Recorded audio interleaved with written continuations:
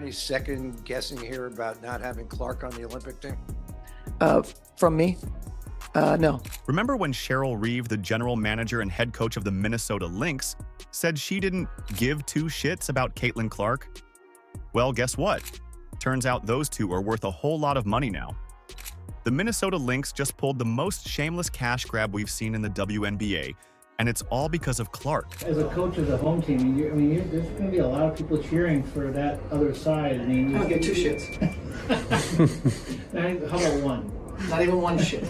You won't believe how quickly Reeve changed her tune when she realized Clark could fill her coffers. We're talking a complete 180, folks. From Olympic snub to sudden superfan, Reeve's journey is a masterclass in hypocrisy. But wait till you hear about the ticket scheme that's got fans absolutely furious. Are you ready? Let's go. So, we know the Caitlin Clark effect is real, obviously. It is incredibly obvious that it's real. But this might just sum it up more than anything else. But the reality is, Caitlin Clark is a bigger draw than the WNBA Finals, and it's proven by this. Remember when Cheryl Reeve couldn't care less about Caitlin Clark? Well, times have changed, and fast. Let's take a quick trip down memory lane. When it came time to pick the Team USA Olympic roster, Clark's name was nowhere to be found, and Reeve, silent as a church mouse. When asked about Clark's impact on fan attendance, Reeve dismissed it with a shrug. Talk about ice cold. Hey, dummies. For the first time, in the history of basketball, you have arguably a player who is the most popular player in the world. You could argue right now, Caitlin Clark is the most talked about, discussed, most popular, most puts asses in the seats, single basketball player in the world. You could argue that. Yeah, you could say maybe LeBron, Luka, whatever you want, but you can argue it. And you leave her off the Olympics team, it's not only a showcase for her, it's for the sport and the other WNBA players who are on this team. How dumb, how brain dead, how idiotic do the people running this thing have to be? But here's where things get interesting. The Fever roll into town and suddenly the Target Center's packed. It's like someone flipped a switch and boom, everyone wants to see a Lynx game. And who's the star of the show? Caitlin Clark. Now, you'd think Reeve would double down on her skepticism, right? Wrong. This is where Reeve's tune starts to change. It's like watching a stubborn old dog learn a new trick. Slowly at first, then all at once. I'd rather watch paint dry. I'd rather watch dirt just be moved around. Because Caitlin Clark's not on the team. If she's there, it's appointment TV. You people, whoever did this, honestly, hey, take your brain, put it in a museum, and study it for how dumb you are. Before you know it, Reeve's singing Clark's praises. What gives? Could it be the sold-out arenas? The sky-high TV ratings? The jersey sales through the roof? You bet it is. Reeves realized what we've known all along. Caitlin Clark is money in the bank. And the numbers don't lie. We're talking record-breaking attendance, the most watched WNBA draft ever with 2.4 million viewers, and the Indiana Fever's attendance skyrocketing from 4,000 fans in 2023 to 17,000 in 2024. That's not just an increase. That's a revolution. Caitlin Clark is PR. That's where, how can they leave her? Once again, everybody's, out to get her. They don't want to grow the game. Clark's not just living up to the hype. She's rewriting the record books. All-time rookie leader in assists and three-pointers made? Check. 62 records broken in her rookie season? You bet. It's like watching a highlight reel in real time, every single game. So what's a coach to do when faced with this undeniable force of nature? If you're Cheryl Reeve, you swallow your pride and jump on the Caitlin Clark bandwagon. Suddenly, Clark's not just a good player. She's a transcendent roadshow and the headliner that women's basketball needed. But hold on to your seats, folks. This love fest isn't all sunshine and rainbows. There's a ticket controversy brewing that's about to throw a wrench in the works. You won't believe what happens next. If you guys don't know, teams have season tickets. In general, teams have season tickets. Sometimes teams have half-season tickets. Sometimes have all these other packages. But one team, the Minnesota Lynx, have decided, you know what? We've got our season tickets. But, we're cool with charging you guys like $30 per game for all of these. But when Caitlin Clark comes to town, we're going to be adding 10 times the price probably. You're probably looking at $300 tickets when Caitlin Clark comes to town. So, Reeves singing Clark's praises now. But here's the million-dollar question. How much is a Caitlin Clark game worth? According to the Lynx, it's priceless. Literally, their new ticket package is raising eyebrows and emptying wallets faster than you can say cash grab. So, if you guys didn't see, there is a package for away games for home games for the Minnesota Lynx. So you can see here, these are half-season packages. So you can purchase packages to see every other game. You can get half-season packages for all of these games here, all of these games here. Option to add Fever games. Purchase a half-season package to receive access to add on the Fever game. Let's break this down. The Lynx have cooked up a half-season ticket package with a whopping $850 price tag. But here's the twist. It conveniently leaves out the games against the Indiana Fever. You heard that right. It's a ticket package to watch Lynx games against all the other teams except one. And you can't even buy single-game tickets to see Clark and the Fever. Nope, you've got to go all in on this package first. You cannot buy a ticket to the Fever game without buying a half-season package. That is how confident they are in this. You cannot buy a ticket straight up for the Fever unless you are at all the other games. So you can't just buy a ticket to the Fever. Any other game, cool. The other games are all in the packages. And they're probably charging as much as the entire package to just watch the Fever game. Which is absolutely crazy. Like, fans aren't just mad, they're fuming. Social media is lit up with people calling out the Lynx. One fan hit the nail on the head saying, "I was bummed. I did the half season last year for the Lynx. Not doing it this time, though. They lost me on this decision." Another chimed in, "This is the most shameless money grab in any league history. Can't deny who the face is any longer." we knew the Caitlin Clark effect was real, but it's like, there are people still oblivious to it. Still people absolutely oblivious to it. But you've now got, like, purchase a half-season ticket to receive access to add-on the Fever games. The Go has her own package. She literally has her own package. They could even sell out Gamebridge for day one of Fever camp. They 100% could. I'm sorry, they could sell out Gamebridge for day one of Fever's training camp. There's a 0% chance they couldn't. While the Lynx are playing hardball, other WNBA teams are rolling out the red carpet for Clark fans. The Seattle Storm and New York Liberty?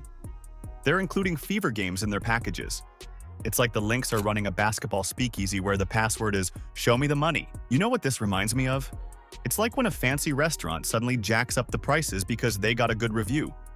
Sure, they might make a quick buck in the short term, but how long before the regulars start looking for a new spot? If Unrivaled, if somebody got injured for Unrivaled, and it was while they're waiting for someone, they were like, "We've got Caitlin Clark for one day and one day only," but instead we're going to move it into wherever, is it in Orlando or it's in Miami, where Miami, the Miami Heat play in the American Airlines Arena is Miami, or is it the American Airlines Center? Is that the Mavs? American Airlines Arena, I think, is Miami, or whatever it's called now.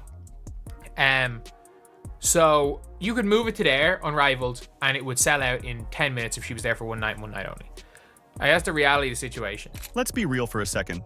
This move by the Lynx is about as subtle as a brick through a window. They're trying to surf the Caitlin Clark wave all the way to the bank. Remember when Reeve couldn't care less about Clark fans filling seats? Funny how a few sold-out arenas can change a tune, huh? You've got to wonder what the Lynx are thinking. Do they really believe fans will just roll over and accept this? It's like they've forgotten the first rule of sports. Without the fans, you're just playing in an empty gym. Like, I've never seen a team do something like this before. Maybe there is. Maybe there has been. But I've never heard of season tickets that discount certain games just because they're the bigger games. And also the fact that you have to pay, you have to buy a season ticket. Like, I've seen times where in order to get access to certain games, you have to basically, it's first come, first serve with season tickets and stuff. Like, as a Leeds United fan, to see the playoff final, it was like season tickets got first preference. Then you had to have gone to 10 games during the year. For that amount of money, you could buy a decent TV and watch every Fever game from your couch. Heck, you could probably fly to Indiana, catch a game, and still have cash left over for a nice dinner. But the Lynx? They're acting like they've got Clark locked in a vault, and $850 is the key. Imagine being a Lynx player right now. You're busting your butt on the court, and your own team is basically saying, "Yeah, but you're not Caitlin Clark." Talk about a morale booster, right? My favorite part about this is it is the home of I don't give two shits about Caitlin Clark Cheryl Reeve. This ticket controversy is just the tip of the iceberg when it comes to Clark's impact on the WNBA. So how did we even get here? And what did Reeve really have to say about Caitlin Clark? We'll get to that in a bit. But before that, let's break down some numbers. The amount of people that still call AJ Wilson the face of the league. I'm sorry, you don't need to purchase a 10-game package for the option to watch AJ Wilson play basketball. You don't. And AJ Wilson is in, obviously it's everyone in the packages to see every other team other than the Fever. Get ready for some mind-blowing figures because Caitlin Clark's impact on the WNBA is nothing short of revolutionary.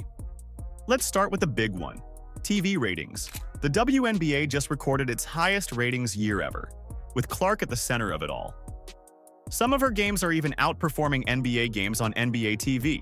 That's right, a rookie is pulling in more viewers than established NBA stars. And when you take into stock the fact that outside of Kevin Durant, aging superstar, LeBron James, 40 years old, and Steph Curry, there's not a single NBA player more popular today than Caitlin Clark. That is a problem. But wait, there's more. Last season, 20 out of 23 games that drew over 1 million viewers featured Clark in the Indiana Fever. That's not just star power. That's a full-blown phenomenon. It's like she's the Beatles of women's basketball, drawing crowds wherever she goes. Speaking of crowds, teams are literally moving games to larger arenas just to fit all the Clark fans. The league's 2024 season opener, highest attendance in 26 years. It's like they're preparing for a rock concert, not a basketball game. And let's not forget this team owner who keeps on complaining despite bulk of her arena's attendance coming from Caitlin Clark games. Over 31% of the Mystics' entire attendance was in 2 games the Caitlin team played against the Mystics. The Sparks, the Aces, the Mystics, the Dream, all moved games when Fever came in town because of the attention that Caitlin and her teammates have drawn that last season. Fever's jersey sales was up 1,000% and attendance was up 250%. And they had the largest attendance on average per year, just over 17,000 per game. And let's talk merch. Clark's 22 jersey is the top seller across the entire WNBA. The whole league is seeing record merchandise sales, as if Clark sprinkled some magic dust on every piece of WNBA gear out there. Even the WNBA Finals felt the Clark effect, with over 2 million viewers on average and Game 5 peaking at 3.3 million. That's the most watched finals game in 25 years. And while Clark wasn't even playing in the finals, her impact on the league's popularity undoubtedly played a part in those numbers. Such an incredible moment on a global scale for our game, for our players. It's like the fans are absolutely incredible. It's the same when we go on the road. Like there's so many people that are showing up in Fever gear. It's really affecting, teams all across our league, which is a really great thing. And, really, I think we're just scratching the surface. Even Cheryl Reeve, the queen of understatement, had to admit it. She called it the Caitlin Clark effect, saying Clark's entry into the draft created a wave of enthusiasm that's translating into big business for the league. So here's the million-dollar question. Is this just a flash in the pan, or is Caitlin Clark ushering in a new era for women's basketball? Future Hall of Famer, and has had a great impact on the game already. What are some things that you're seeing from Caitlin Clark that stands out to you? Now, I know what you're thinking. Big deal, Clark's selling tickets. But let's zoom out for a second. Caitlin Clark isn't just changing the Fever or the Lynx.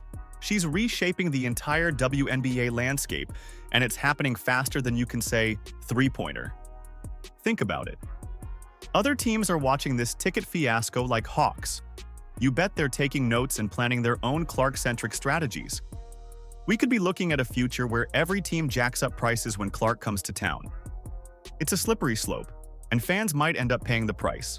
Literally. I think makes her special. I know everyone will talk about the logo threes, and Steph Curry did that for the NBA, right? Think about his popularity because his ability, this little guy, slight of build, running around splashing threes everywhere, right? It's exciting. But here's the thing.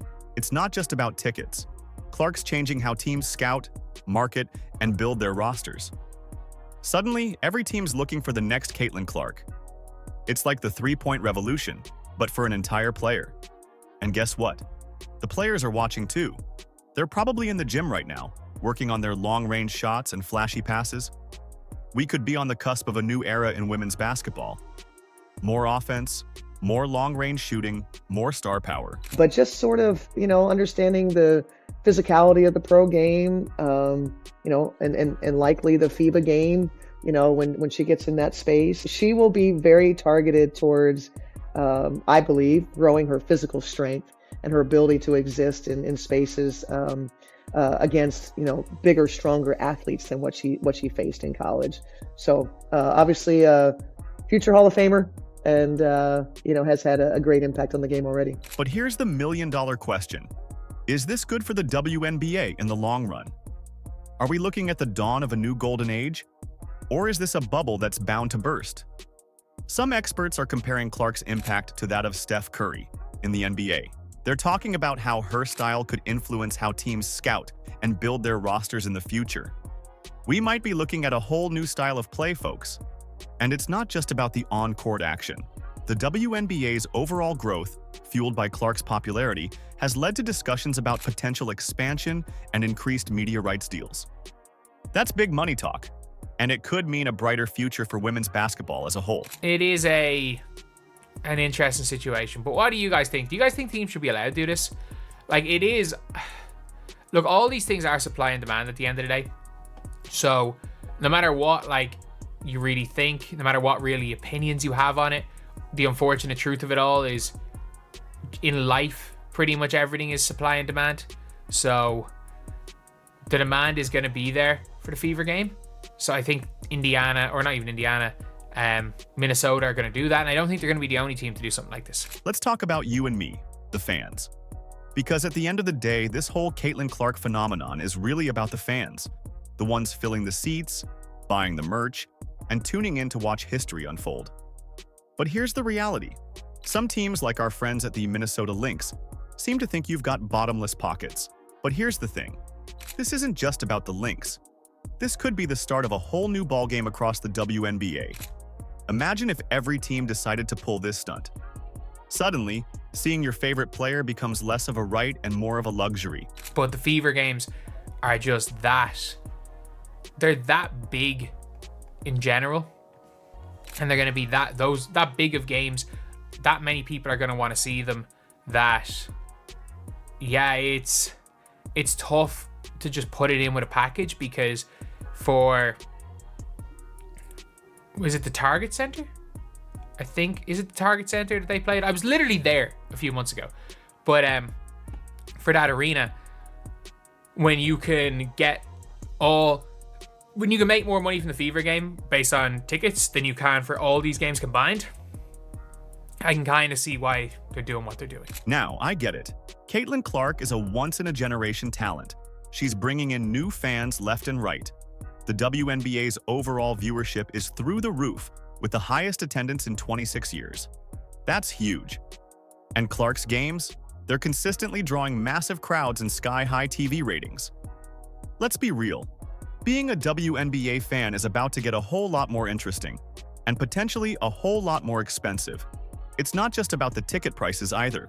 We're talking increased media rights deals, potential league expansion, the works.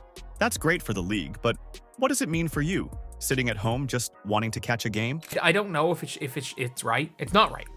It's unfortunately not right. I don't know, though, if it's still, if you guys think it is morally right. Clark isn't just changing the game on the court. She's shifting the entire fan demographic. The WNBA is reporting a surge in viewership and merchandise sales, with Clark's jersey flying off the shelves faster than you can say three-pointer. So, where does this leave us? On one hand, we've got a league that's more exciting than ever, with new fans pouring in and records being shattered. On the other, we've got longtime supporters feeling like they're being priced out of their own passion. It's a classic case of growing pains, and how the WNBA handles it could make or break the league's future. Caitlin Clark is a superstar, not a female superstar. She is a superstar. We were coming to see Caitlin Clark play. She moves the needle. The WNBA has been looking for someone who moves the needle. Let's be real, folks. The Caitlin Clark effect isn't just hype. It's a full-blown phenomenon shaking up the WNBA. From record-breaking attendance to skyrocketing viewership, Clark's influence is everywhere, forcing the entire league to rethink its game plan. Remember Cheryl Reeve's 180? That's just the beginning. This Clark mania is reshaping everything from scouting to marketing to expansion talks. But here's the million-dollar question. How will the WNBA capitalize on this momentum for long-term growth? Will we see more stars rise, new teams join, or a shift in how women's basketball is perceived globally?